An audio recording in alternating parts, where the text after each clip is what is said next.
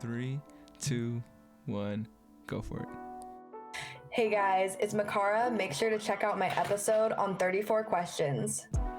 What's going on, folks? Welcome to 34 Questions. Tonight, I have a very special guest. Mikara is in the house. How you doing, Mikara? I'm doing good. I'm so excited to be here. Thank you for having me. Thank you for coming on.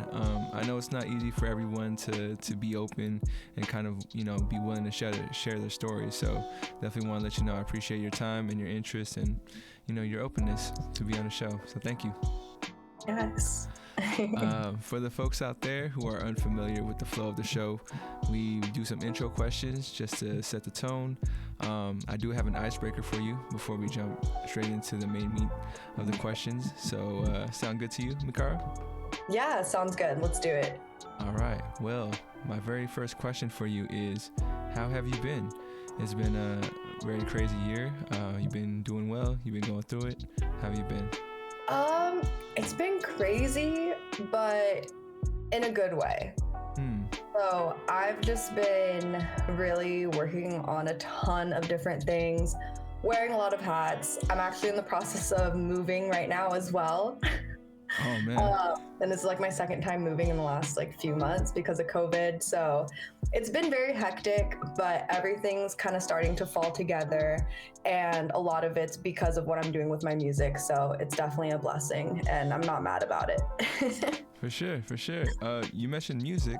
What's coming up for you? Anything to look out for? Or is it still under wraps? You want to keep it a secret? No, I do have something for you actually. So I am releasing my first solo single as Mikara on Friday, May 28th. So That's right. Okay. A little less than 2 weeks and I'm super, super excited about it. For sure. You said it's your first solo project. So does that mean you made the music as well? Or, how did that come about? So for this song, it's called You're Gonna Miss Me. And interesting that you asked that because this is the very first song that I did everything myself. Normally I work with producers and I produce the track myself, although it is just a guitar track. So okay. It's nothing crazy, but I learned a lot. And it's just been really exciting kind of learning that, because of the pandemic and having all this time, I was like, I might as well learn a new skill. I can't go into the studio to record like I'm used to. So I learned how to record myself, how to put together a track and how to mix and whatnot. So it's been really just really exciting and a great learning experience. And I'm really happy with how it turned out. No doubt. Quarantine has definitely given us a lot of time, and for me, this is what kind of came out of it, and I'm glad that you've had a project come out of it as well. How was that learning process for you? Did it kind of come easy to you, or was it a lot of trial and error when it came to working on that project? So it's kind of been interesting. Like I've played here and there with recording myself in the past, but I never really took it professionally because I've always had access to a studio. And for me, it's like I would record myself, but I always knew that whenever I'd release a professional song, I'd go into the studio and have it done professionally. So COVID kind of forced me to really take it more seriously in a sense and kind of just have to figure it out. So that was really cool. I've been playing around with production and whatnot. Like I said, this is just a guitar track, super minimal, but I've been playing around with other songs doing production. It's definitely hard, but I've learned things over the years, but like I said, I never really took production seriously. I'm still just dabbling in production. I'm not a producer in any sense, but I am learning and it is something I would like to continue to learn. For sure. Well, just moving on with the conversation.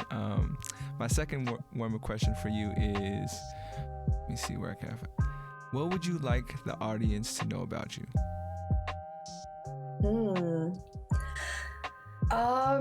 I guess just to know what my message is and why I'm doing music.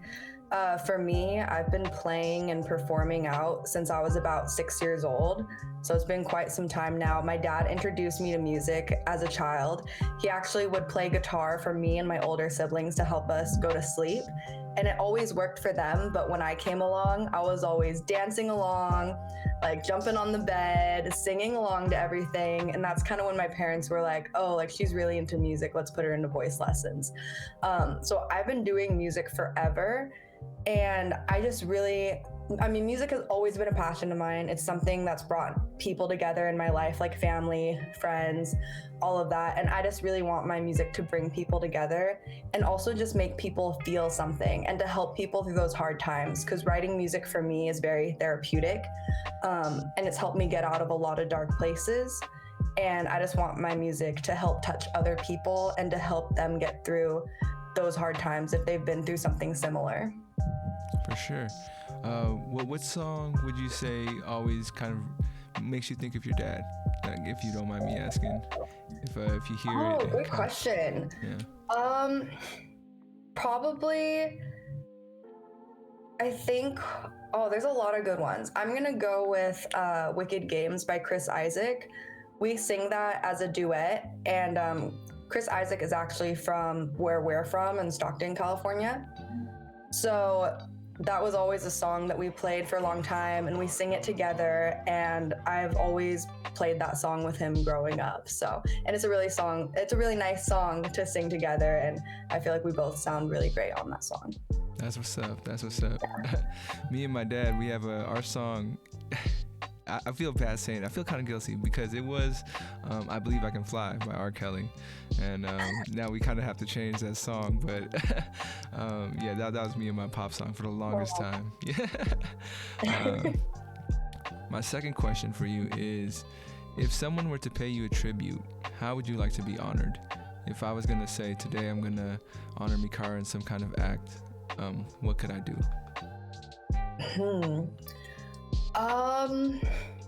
It's a deep question. Let me ponder on that real quick. Okay, no problem. Take your time. There's gonna be music playing in the background, so it's okay, good. Cool. Yeah. I guess as a tribute, I think just helping people, helping others, or even just a simple act of kindness can really go a long way. Like for me, I love just smiling and saying hi to people on the street, and I feel like it really brightens people's day, and my day gets brightened as well. And I always love when people come up and talk to me or say something nice, so I try to pay that forward and say that to people. And I guess in a bigger aspect, like doing volunteer work and helping in the community, especially with AAPI and Stop Asian Hate, that's like a big thing that's important to me, and something that I'm kind of trying to figure out myself on what I can do to really help with that movement. So yeah. What do you think's been effective for you to feel like, you know, you're making a difference and making a change? I feel like that's the biggest challenge for me when it comes to these social issues, is that, you know, I feel kind of small and insignificant, and you know, not sure if anything I do is going to make a difference. So like, what advice would you give me on that? So that's exactly how I've been feeling this past year, especially like not even 2 months ago. And even today, it's like every day there's something new, right? And I felt like I was getting bombarded with all this information, and I was starting to feel really helpless, because I'm like, what can I do that can actually make a difference? Like, what can I do that actually provides change? Because sometimes you're like, you know, you sign these petitions, you make these donations, but you're like, where's that energy going towards? So I think for me, like, something I'm trying to focus more on is smaller communities, like starting smaller, even though I want to think so big, right? And it's like, you want to save the whole world. But I think starting in our smaller communities and reaching out to local organizations and seeing how we can help in those ways are a great way to get started. No doubt. I think that's something that stuck with me. I don't know if you've seen, there's like a Dave Chappelle stand-up on Netflix, and he just talked about how he's from a small town from Cleveland and how important small government is, you know, just in contrast to, you know, voting in the big political stuff. But if we focused on the smaller communities, like you were talking about, that's where we can kind of feel the impact that we're making a lot easier. Yeah. For sure. And so we do get deep on this show. So like I said, if there's any questions that you want to pass on, feel free. But I just want to prepare you, and I will always kind of like, I'll try to brace you for the question if I think it's like really bad. But I think this one kind of is a good one to set the tone.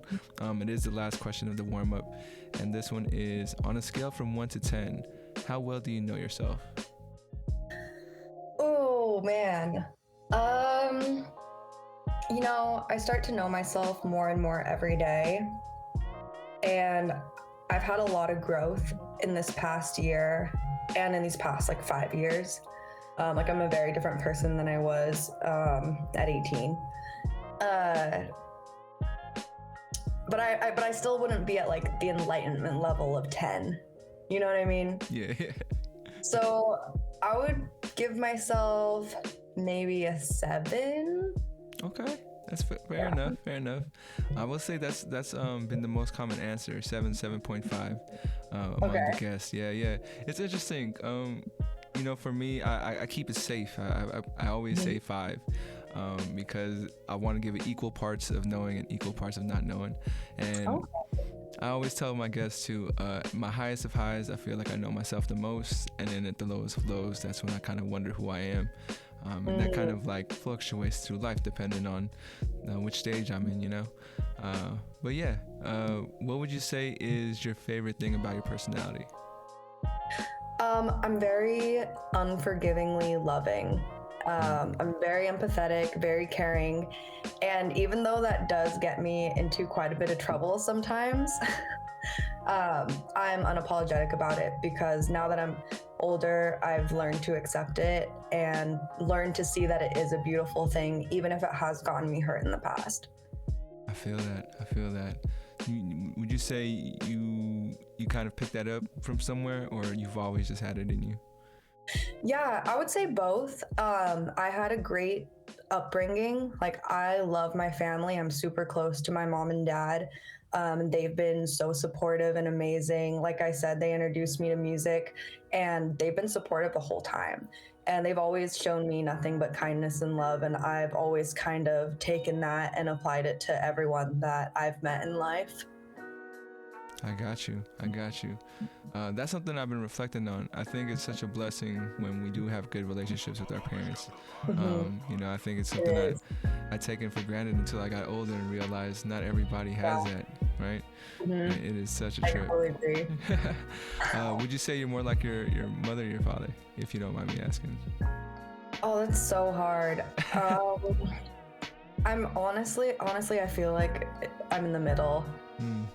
Like, I really think I'm in the middle of both of them. Like, my dad's really the music side and the performance side and like the fun party side, and my mom's the really loving, caring, and fun in like different ways, very crafty, artsy. So I definitely pull from like both of those. That's what's up. Yeah. All right, well, we just finished with the warm-up questions. Before we jump into the main portion of the interview, I do want to do a little icebreaker with you. And it's a one-word spelling bee. So if feel free to participate, feel free to pass as well. But if you're down, you down? Yeah, let's do it. All right, let's do it. So this is just a Google search that I did of the top 100 misspelled words in the English language. So it won't be too bad, I don't think. And your word is going to be daiquiri. Okay. DACQUIRI.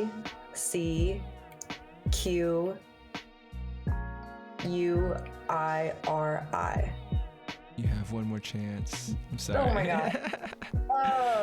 You added a letter there. Yeah. That's like my hint. You added a letter. Can I add the C? Daiquiri. DAQUIRI. Or. You're so close. Oh my god. Yeah. Now I'm like questioning everything. Okay, no.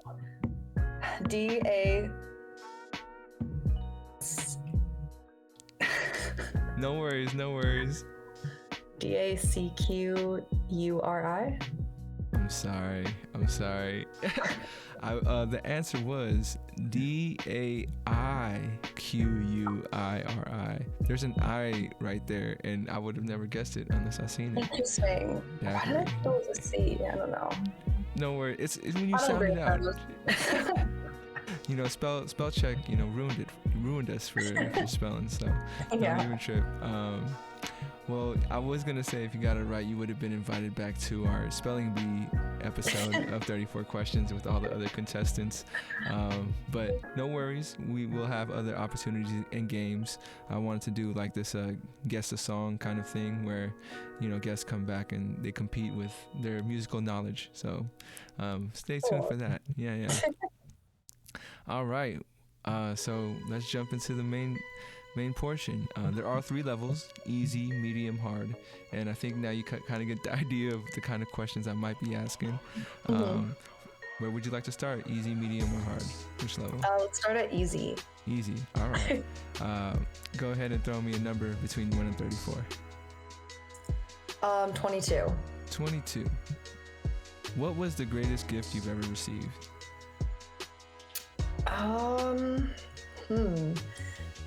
Greatest gift I ever received. Oh my gosh. I'm trying to think. Take your time.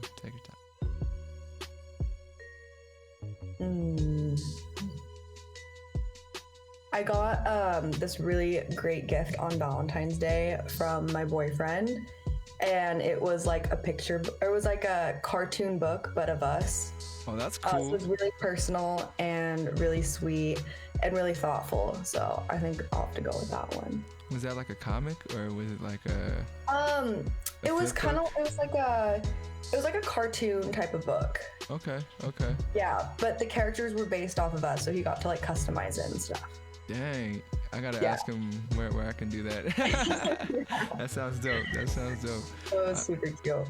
On the flip side to the question, what's the greatest gift you've ever given, or that you feel like you've given? Oh my god. Let me think. I love giving gifts, so I'm trying to think. Okay. I love it. I do. I love shopping for people and giving gifts. Oh god, I can't even remember like what I've gotten people this past year. But don't you like finding that like little niche thing that person likes, and you're like, ooh, this is gonna be perfect. Yeah, exactly. Oh god, I'm like, what did I get everyone? Well, so something that I got that was like really funny, and this is also with my boyfriend, but for Christmas, we were doing like a gift exchange, and it was like a funny gift exchange type of thing. Or it didn't have to be funny, but usually like we do funny stuff with our friends. And I got him, well, he went viral on TikTok, and snap. Okay. He said something about like Pete Davidson. And so I got him a picture of Pete Davidson like in a frame. And then I also got him those like long pillows of like the like, what do you call it? The anime girls. Oh yeah, I know. Yeah, I got one of those too. So it was pretty funny. So we opened that up in front of our friends, and it was pretty great. It was definitely like the gift of the night. So that was fun. That's hilarious. You mentioned because you mentioned Pete Davidson. Are you guys fans of his, or not? Oh yeah. So okay, for sure. Yeah, totally. Did you guys catch that movie he came out with like this past year? We did. Yeah. So it was really interesting. I wasn't expecting it at all. Like I don't like follow him like that. So I was kind of surprised because I think a lot of it was supposed to be based off of like his youth, right? Yeah. Yeah. So it's actually really interesting. It blew my mind. I never really followed Pete Davidson like that. I knew he was SNL funny guy, but I was expecting this movie to be funny, but far from that. Yeah, it was definitely like pretty sad. It was sad, serious. Made me kind of tear up. It was it was a ride, and you know, my respect level for him grew so much more because you know he wrote it and he directed it. I was like, man, mad props to Pete Davidson for that one. Oh yeah, totally. For sure. All right, go ahead and throw me another number. Let's go with 18. 18. What's the best performance you've ever witnessed?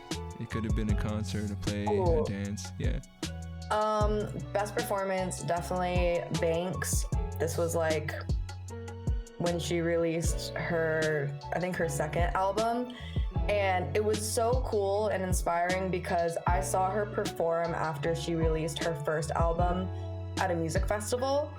And she was very kind of to herself on stage. I kind of stayed in the same spot, didn't really look at anyone, was really shy, but still killed it and sounded amazing. And then, what was it, like 1 or 2 years later, I saw her at this venue in San Francisco. And the show was absolutely amazing. Like, it was so cool to see her growth. She had 2 backup dancers. And they did this really cool thing with the lights where it was like her performance was still more like intimate and on the shyer side, but she was still hitting all her dance moves and doing all this really cool stuff and like theatrics. So it was like, it was still her and it was still like a genuine performance from her, but elevated, and she grew so much as a performer. It was just so beautiful to watch that. And I was like, dang girl, like you get it. Like it was amazing. That's what's up. And it was Azalea Banks? Was the artist? No. Banks, she does the song Goddess. Say that one more time. Excuse me, go ahead. What was it? Banks. It's just Banks. Just Banks. Mm-hmm. Gotcha. Yeah, she's super cool. Her hit song was Goddess, and I think her album was also called that. And then on her second album, she had like Gemini Feed and Fuck With Myself. I don't remember what the album's called, but no worries. Yeah. Definitely check it out. It's really good. Thank you for putting me on. Yeah. You know, I enjoy all good music, so whatever you got, just throw it at me.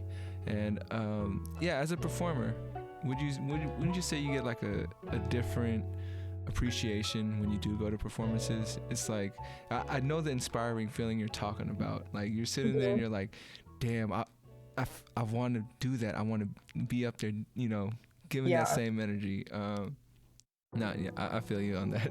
That's all I wanted to mention. For me, I don't know if you ever seen Lupe Fiasco on perform, but he's another guy who takes performing very seriously, and like, you know, he wants to make a show that people are gonna remember. I've only heard people talk, you know, Kanye like that, but I've never been to a Kanye show, so I don't know what that experience is like. Any other performers you feel like we should definitely go check out? Oh yeah, totally. I know. Now that we're talking about it, I was like, oh my God, I'm like thinking of other things. Miley Cyrus's Bangers tour back in like, I'm so bad with years. I don't know. This is like, almost 5-10 years ago. Her tour was freaking amazing. Like easily the best in terms of production. Like that girl probably changed outfits at least 10 to 20 times. She played a solid 3 hours straight. And her voice did not waver at all. And this girl's doing full-on dance moves the entire time, full-on choreography, all the costumes, all the backup dancers, all the set changes. And yeah, her production value is just absolutely insane. I actually heard, I don't know where I read this or saw this at, but supposedly for her tour, she spent so much money on production, like she wasn't even making money from ticket sales. Like that's how good she wanted her show to be. Like it was just really to go for the experience. So that was also super inspiring as well. No, that's dope. It's like she just wants to make memories, you know? She didn't care about making money. And I feel like true performers probably have that mindset, you know? They're like, who cares about the money? I want to make something so crazy that people are going to be talking about it for years, you know? Yeah. So for you yourself, what's been your favorite performance you've been a part of? One of my favorite performances definitely has to be at the flagship Apple store in San Francisco, the one in Union Square. I just thought it was so cool to get the opportunity to perform there because a lot of people that I look up to perform there as they were kind of breaking. So I think this was like a few years ago, and I got chosen to perform there to represent Asian American artists with the Asian American Music Conference. So that was really, really cool. Like I walked up, or not even, so like basically walking up to the store, I could see my face because they had one of my pictures blown up across the entire screen of the Apple Store. And I don't know if you've been to this one, but it has like all the clear windows from like top to bottom. I've seen it, yeah. So it's like you could see me all the way across Union Square, and it was like mind blowing. It was really, really cool. Did that make you nervous or just get you more hyped?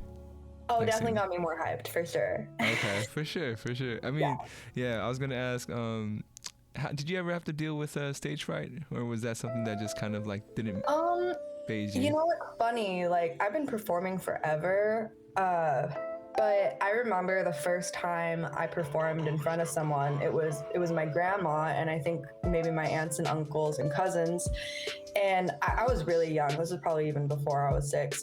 But you know, I was singing music with my dad since forever, and my dad wanted to show them that I can sing. Mm-hmm. So I sang with him behind the door, and I made everyone stand outside because I was really shy and nervous. I gotcha.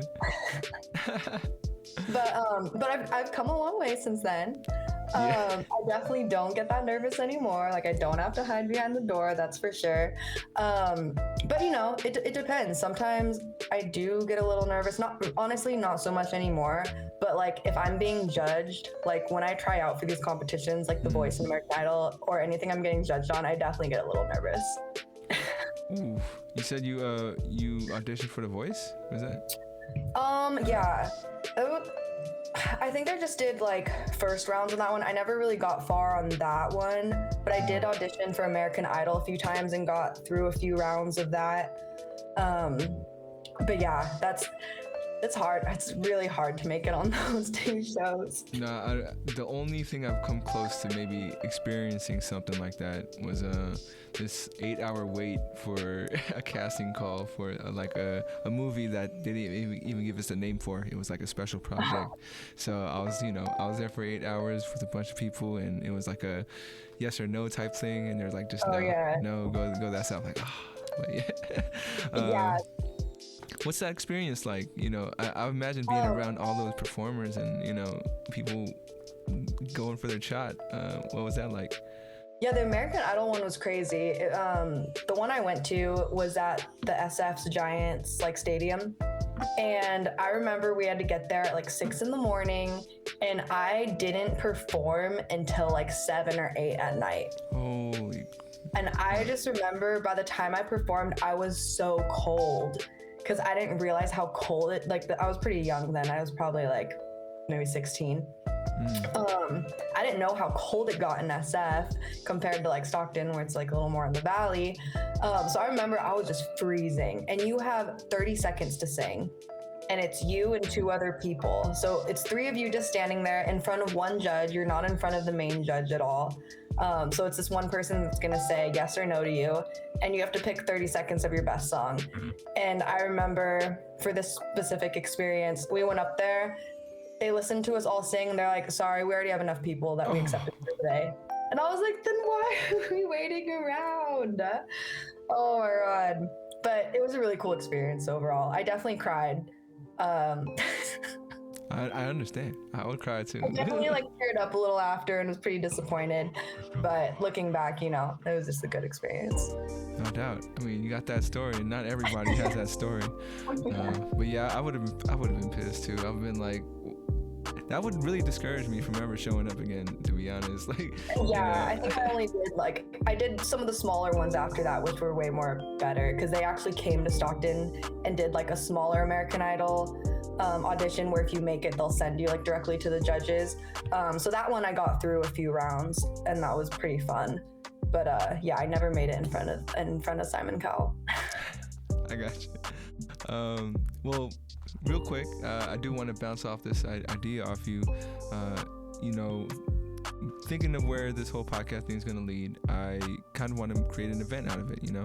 And do you think, because I think community talent shows had their heyday back in the 80s and 90s, could that be a thing again? If you think, would that be something that people be interested in? What are your thoughts on that? Yeah, I mean, so I go to a lot of community open mics, which I feel like is essentially almost the same thing, right? And Yeah. I've met so many people that way.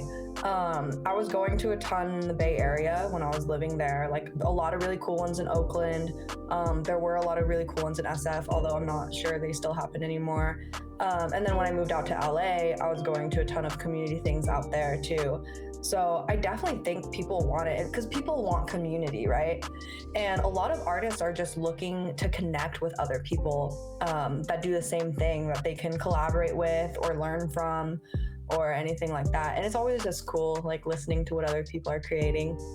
That's true. That's true. Well, thank you for the juice. And we actually met at one of those open mics. I don't know if you remember, but I remember that. Yeah, yeah. Which one? It was one in Hometown Heroes in South San Francisco. Okay, And, okay. Yeah. It was that one. But yeah, Oh, yeah. so full circle. Nice. I love it.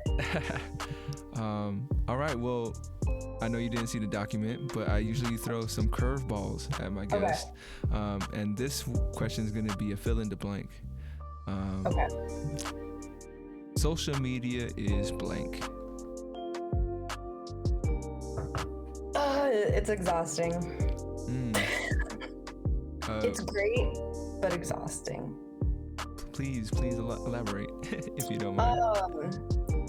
All right, I will say this. If I wasn't pursuing a career in music that you really have to be an entrepreneur, like any entrepreneurial career, I probably wouldn't be on social media. Like, I love living in the moment, and I'm totally the girl that, like, when I'm out hanging out with people, I won't look at my phone for the next like 10 hours. And then and of course, you know, being an artist, it's like you want to be posting all the time. You want to be posting on Instagram, taking pictures, making videos for your TikTok. And I'll dress up super cute. I'll go out, have a great night. And the next day I'm like, oh my God, why did you not take any photos or videos? You had so much fun and looked great. But it's never the first thing on my mind. Like, I'm never thinking social media first, because I think like human interaction first. I feel that. So I like having friends around that are always on their phone, because then they'll capture those moments for me. So like, they're the best people to have around, who are like always like, oh, let's take a picture right now. And I'm like, oh, okay. But I always forget about it, because I'm always like the hype man, like trying to have fun and like have a really good time. And my phone's just always somewhere. Yeah, I mean, living in the moment, that's always been a big thing in my mind as well. And super frustrating when it feels like you have to have content and you have to you know be consistent, you know, so your followers can like see you more consistently. Like, I don't know, it's an interesting game that they've kind of set up for entrepreneurs, or anybody really who if you can figure out the algorithm, figure out, you know, whatever strategy there is, then I think social media can be the biggest platform that like propels anyone to you know, to be out there. But yo, I mean, I couldn't handle it, and I still can't, you know, trying to do this thing. I'm just like, I try to find the bare minimum to just be consistent as far as like having a little something, but I honestly would probably have to hire somebody to just be like, hey, can you take these videos of me? Because, you know, I don't want, this doesn't feel right all the time, you know? I don't know if for you or not, but yeah, that's how I'm too. Like, sometimes I kind of look at it too, like I'll be like filming a video, you know, and I'm like, is this narcissistic? Like, does, you know? Yeah. And I think it's too, like, it's different because we weren't born with our phone in our hand. So I think it's also like a generational gap as well. But honestly, as much as I can say social media is exhausting, at the same time, it's been such an amazing tool to help connect with new fans and new friends. So, you know, I can't really knock it, and I just got to push myself to work harder and get over that fear of being judged online or whatever, and just kind of jump in and do it. And I might hate it sometimes, but it's like you kind of just got to do it, right? You got to just put yourself out there and see what happens. You do. And like, You know, someone had mentioned to me, our social media profiles have kind of become like our avatar, you know, and like we promote a certain image of ourselves, or whatever activities. So it is interesting how that it has its own personality, you know, in a way. I don't know if you are you into the Twilight Zone at all? You ever check that A out? little bit. There I've was a definitely seen some. there's a reboot. I'll try to make this real short, but there's a reboot. Jordan Peele made it, and there was an episode called The Comedian. And the biggest thing I got from The Comedian, which I would relate to social media, is that like there's this guy who wants to be famous, but he can't. Like he's not good until he started talking about personal things in his life. But every time he talked about those personal things, they would disappear from his life. Like he talked about his nephew, his nephew would disappear, and it was kind of like this whole thing about whatever you put out, you kind of lose because it's owned by other people. And yes, so that idea kind of connected to me in social media, because sometimes you'll put something out there and you don't want it there anymore, but it's always forever going to be out there. Someone's going to be able to find it. And that's the scary thing about social media for me. I totally agree. I definitely think there's some scary things about it. Like I spend a lot of time on TikTok now, and some things that I see younger people posting, I'm like, oh my God, like I hope, you know, it's just kind of scary, you know, like some things that are posted are better left to kept private. Yeah, and maybe that's what's going to be different about this generation that has that in their face all the time, and that privacy is the lines are blurred of privacy. So I mean, yeah. Did you have any final thoughts on that? Yeah, I mean, you know, I think it's really important to kind of know like what you want to keep private and off social media and out of the media versus like the persona you want to show online. But I think for a lot of people, you're right, like that line gets blurred and a lot of people just kind of throw everything out there. And I'm like, oh my God, it reminds me of when we used to make fun of people like dumping all their problems on Facebook. This is like the older generation, and now you see all these younger people dumping their problems on TikTok. So it's kind of just funny seeing that like circle around. But I think definitely like things are going to be changing, and with as technology grows and as social media becomes more and more dominant in our life, it'll just be really interesting to see where things go. Like you mentioned the avatar thing, like now with the Oculus Rift, they have some of those like VR programs where you can literally just chat with people in VR. And I'm like, oh my God, what if our life turns into that movie like Ready Player One, where we're all just sitting in bed all day attached to like our VR headsets, and we're all just like these fake people like talking to other fake people. You know, with the way the climate stuff is happening, that just might end up being our predicament. That's it's wild. I don't know. No, I feel like it's not far off from the future. You just have me imagining like me having this kind of interview happening in VR right now, and I'm just like, how could I pull that off? How could I make that work? But all right, well, let's jump back into the numbers. You still want to stick at the easy level? That's all good. We can bump it up a little bit. Bump it up. All right. Yeah. Level two. Go ahead and you could choose the same numbers, or you could switch it up and choose different ones. It's up to you. Go for it. Okay, let's go with number 4. Number 4. Would you consider yourself religious or spiritual? Definitely spiritual, for sure.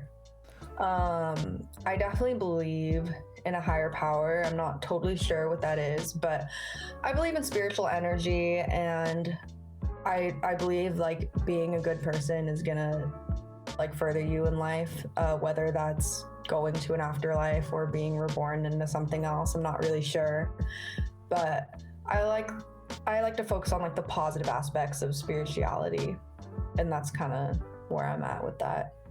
For sure. What would you say is the difference between being religious and being spiritual? I guess with religion, it's usually like a set religion, right? Like you might be Catholic or Christian or Buddhist or whatever, whereas spirituality, it's more like you believe in a higher being, but you're not really sure, you know, what that might be per se, because I actually grew up with two different religions, because my parents are both two different religions. So I think that's probably why I have this mindset of it, because I used to go to the Buddhist church as well as the Catholic church. So I never seen myself as one or the other, but I still believed, I believe that everything's kind of connected. Like this higher power that we're praying to, I feel like it's all the same, like the same energy. And most of the lessons, like I feel like most of the lessons in religion are to teach you, like, be nice to people. Like, I don't know. I haven't gone to church in a while. I don't remember. But in general, just be nice to people. Don't Yeah, be causing trouble. Person, Yeah, don't take any lives. Yeah. Yeah, like, don't kill people. Those are basics. Yeah. But I don't know. Maybe I just have my own ideas that no one else agrees with. Not really sure, because the world is a crazy place. Yeah, and you know, religion for me, like I grew up I in a Catholic environment, and yeah, the thing that kind of turned me off about it eventually was it felt very it felt like I feel like zombified is too strong of a word, but when I'm in mass, like everyone stands up the same time, sits down the same time, and says the same words. That didn't sit right with me, and I know it gives people a sense of community too. So I'm not knocking it, but it just didn't vibe with me in that way, you know. So for as far as spirituality goes, would you say that makes you also kind of open to like the supernatural? Or is it like no, not at all? There's no ghosts in my life, and I am going to keep it that way. For sure. I mean, sometimes when people are spiritual, like myself, I've been called a light spirit by some people, and they tell me that's not a good thing. it means that I'm very susceptible to all that extra supernatural stuff, and yeah, exactly. So I'll stop talking about it right there. I don't want to bring that into people's lives that they don't want. Don't send me any ghosts over here. Yeah, no, not at all. I think they're all on me. So all right, well, I see. Any other questions about religion? I don't think so. Go ahead and throw me another number. 29. 29. Little bit, I would say, teetering towards a little bit heavier side, but what do you feel like is out of your control? What is out of my control? I'm very controlling. Really? No, I definitely like things my way and like doing things a certain way. I guess, well, okay, something that's out of my control and something that's really difficult for me to deal with because it is out of my control is death, for sure. Like, yeah, like dying. I think that's been the most difficult thing I've had to deal with this past like year. I feel you on that, and you know, I would say that's like the biggest I guess the biggest motivator for this whole project that I'm doing is that, you know, I can't say I'm super familiar with death, like not, you know, I haven't been faced with it throughout my life. However, people around me have always been dealing with it, and the whole world deals with it. And you know, I'm not a doctor. I can't come up with any cures. I don't work in the government, so I can't make any changes in the law. So we were talking about earlier the impact about serving community and seeing that change. For me, I really just whittled it down to like the individual. What if I just had a one-on-one conversation and kind of had that, like, you know, timestamp or, you know, time capsule recording of a person, of who they were, and, you know, them telling their story. So yeah, that's how death has kind of made me think, like, what can I do? I can't do anything. And but, you know, this is the one thing. So yeah, I feel death is crazy. On the other side, what you said you were controlling, what do you feel like you've taken control of the most in your life that kind of gives you that balance or that harmony in yourself? I think just like taking control of my life, which is something I've started doing like within the past few years. Like, I definitely like allowed myself to not be be in control at one point. Like I was in a pretty abusive relationship, and getting out of that situation was so freeing and liberating for me. And it was kind of like, oh my God, like I can do anything I want to. And now I'm at a point in my life where I'm never gonna let anyone else tell me what I can and can't do, or anyone like hold me hostage in a sense of my life. That was kind of the situation I was in, and that's actually when I like packed up and moved to LA. Um, and yeah, it's just been really freeing. It's like I like having the control to know that I can do anything I want to do and anything that I set my mind to. Like if I want to move to LA, I can move to LA. Like if I want to move across the country, which I lived in Montreal for a year, like I can go live in Montreal for a year. And one of the other things on my list of things to do is like I want to go live in Japan for like 6 months. Like that's on my list of things to do. And it's nice having that control to know like you can do anything you want to do. And it kind of ties back into the whole like death thing. Like I've lost some people this year, unfortunately, and as hard as it was for me to deal with, it also just made me realize like I can't wait for anyone else. I can't wait for anyone else to catch up with me or to tell me what I need to do or try to take control of my life, you know, no matter how close they are to me or whatever. Like I have to always be in control of my life because I don't know how long I'm going to be here. And like I don't want to ever live with any regrets. And that's kind of what made me kind of regain power and take control to know that I can go do these things. It's like, why am I gonna work a job that I hate if I love music? Like, why not just, you know, maybe I'll be poor for a while, you know, whatever. Maybe I won't be able to live in my dream apartment, but I'm gonna hustle and work on my music every day because I believe in myself. And the truth is, if I don't do that, that's gonna be something I regret if when my time comes. Well, no, I think you brought up some very relevant things for me there.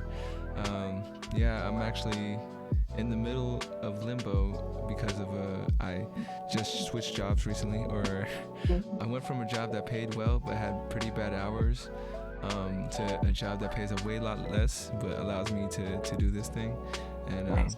I'll tell you, it did not feel great in the beginning. You know, it made Yeah.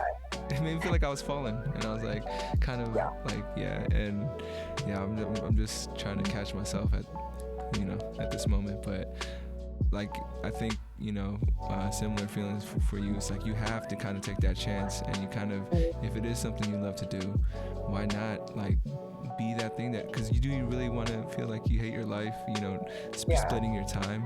That's how I felt. But yeah. Exactly. And like for me, a lot of my friends who passed this past like year and a half, they were all young.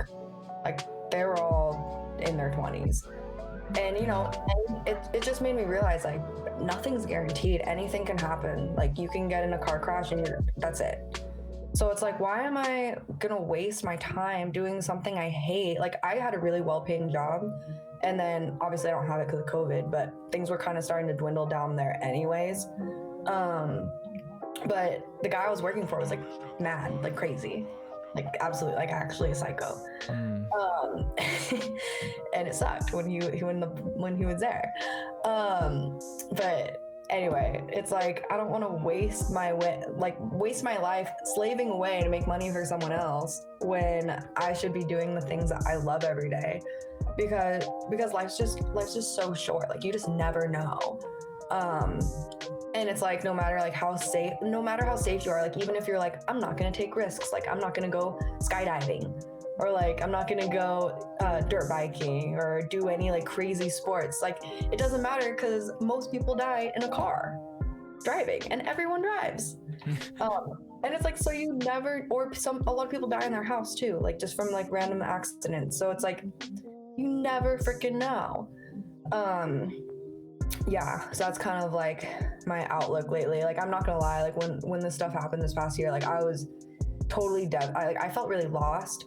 And that actually shook my spirituality for a minute, because I was just really confused, and I was like, why does this happen? Why does it happen to people that are young? Like what's the reason? Because I used to be very like, everything happens for a reason. That was kind of my motto. like everything that happened in life that maybe didn't go according to plan, I was like, well, you know what, everything happens for a reason and something better can happen for me. And so when I had friends pass away, I was like, oh my God, like, what's the reason? Like, I'm so confused. I don't understand. But I've come to peace with it a little more now. And I think it's just really a reminder to, you know, keep doing the things that I love, spend time with people that I love,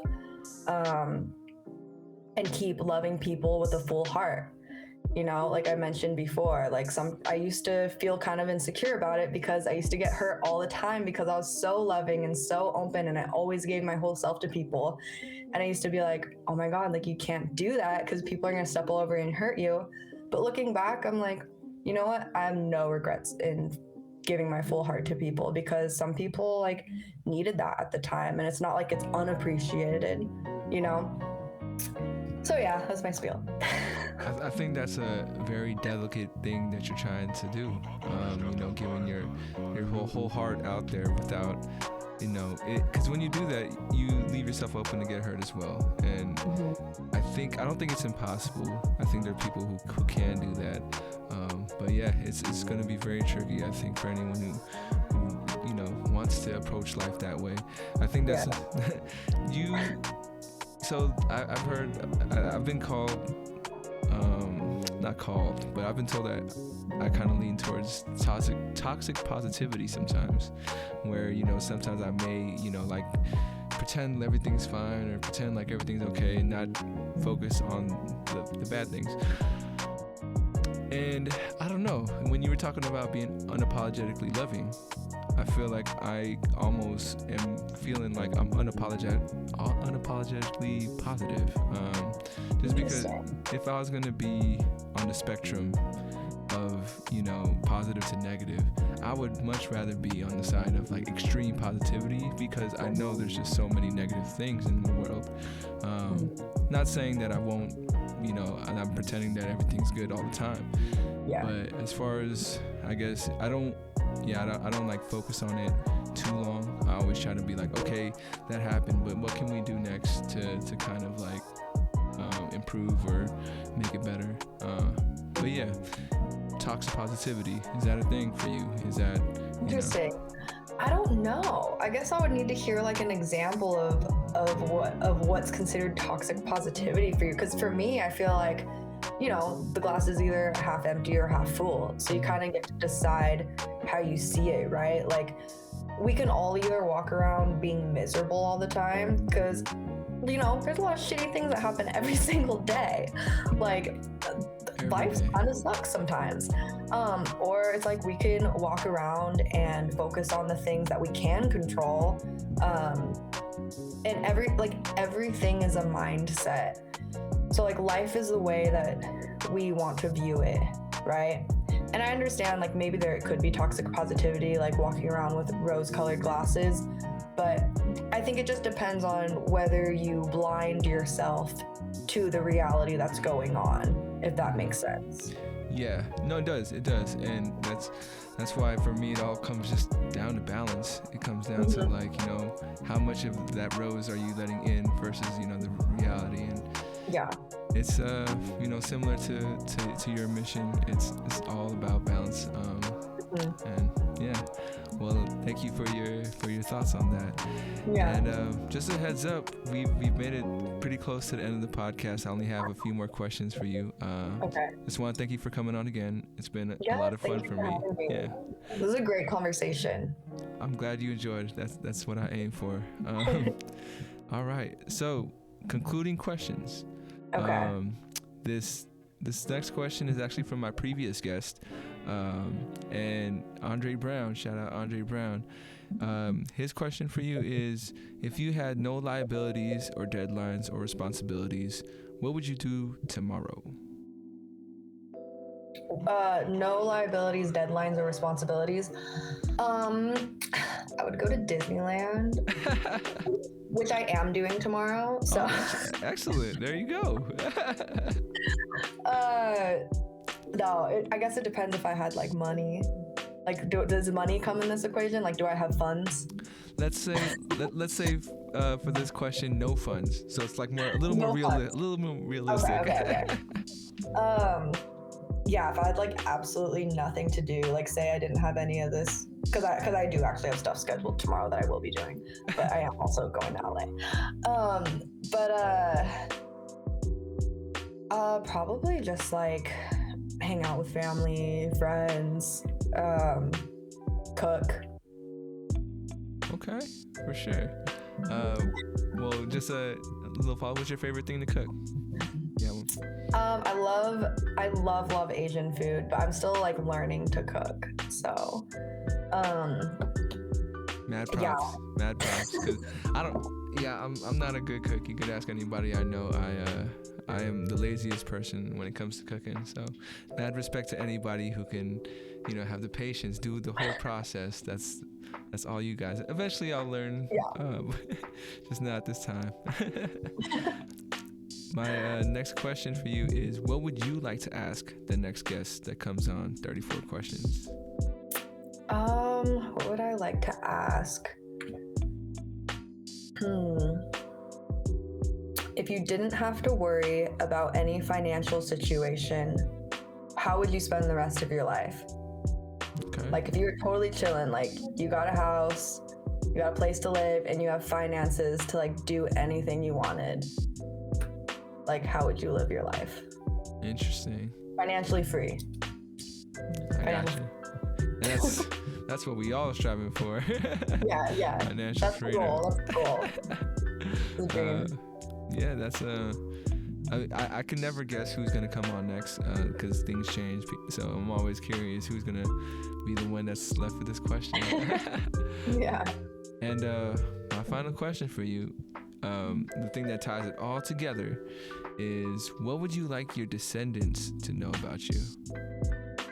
If you're thinking 500 years from now, they're watching this video, what would you like them to know about you? Oh man, 500 years? Yeah. Well, first of all, I would say, I hope you guys are okay. I hope the earth is okay. Yeah. First and foremost. Yeah, let's say everything was like normal, like this. Things about me I would like them to know is I have always been the one to follow my dreams and find people that are supportive of that, and I want to encourage them to follow their dreams. Live life to the fullest, love frequently and often, and make sure the people you love know that.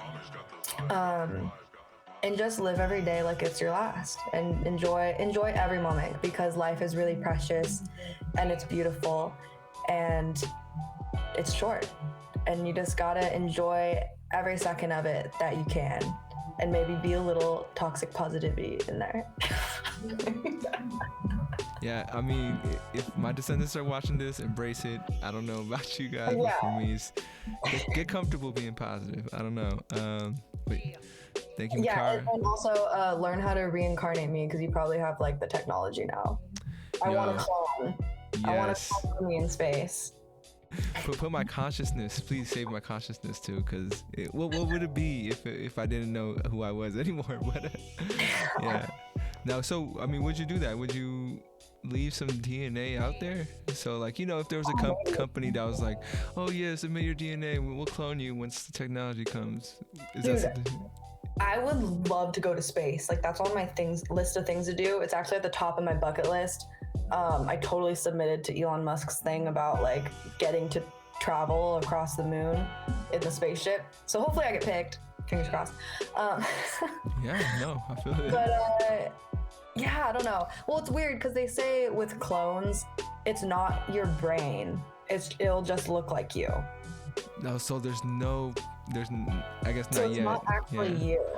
It's just with the genetics, it looks like you. But then again, 500 years, who knows? Yeah. Maybe they'll put us in some sort of simulation. There's a whole bunch of stuff out there that kind of play around with that idea. And if it is out there, I don't know, Black Mirror, something you've seen? I was just gonna say that. I was like, you know what? I don't know if I'd want that because I watched too many Black Mirror episodes. So maybe not. Maybe just let me rest in peace. Right. Yeah, that episode definitely comes to mind. It's just like, Yeah, I know exactly what you're talking about. do you want to stay stuck or do you just want to be at peace? And Yeah. the great unknown. Well, Mikara, want to thank you again for coming on. I think that was a great conversation. I think we could have talked even longer. Oh yeah, it's went by so fast. For sure. Maybe in a few months we'll check back in, see how you're doing, see how the music's going. That'd be great. Want to thank you again for coming on. And did you have any last things you wanted to add at all? Oh, I just want to say thank you so much for having me. This is probably like one of the best interviews I've done, and I love that we got to really talk about deep topics, and it was cool, and it was cool hearing about your stories too. Appreciate it. You didn't even get to level 3, so it's all I good. I know. Don't We'll worry. save it for next time. Exactly. Just want to thank the folks out there for listening, checking out the episode. And yeah, thank you for doing you. Feel free to subscribe, like, comment, do what you got to do. That's one of the things, frustrating things about social media is that I have to say it. The algorithm says I have to do it. But yeah, folks, we'll catch you next time.